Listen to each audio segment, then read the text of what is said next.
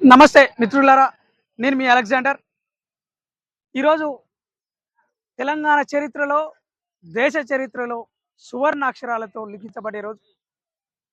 ఎంఆర్పిఎస్ పోరాటం ఏదైతే ఉందో, ఎంఆర్పిఎస్ పోరాటానికి ముగింపు పలికినట్టయింది.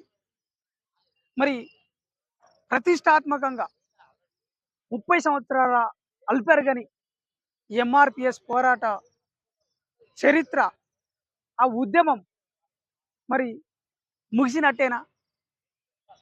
ఫిబ్రవరి 4 నాడు మరి గౌరవనీయులు రాష్ట్ర ముఖ్యమంత్రి, తెలంగాణ రాష్ట్ర ముఖ్యమంత్రి యనమల రేవంత్ రెడ్డి గారు బిల్లు మీద తీర్మానం చేసి నేడు నిండు అసెంబ్లీలో చట్టరూపం దాల్చడం జరిగింది. దాన్ని గవర్నర్కి గెజిట్ సంతకం కోసం పంపించడం జరిగింది.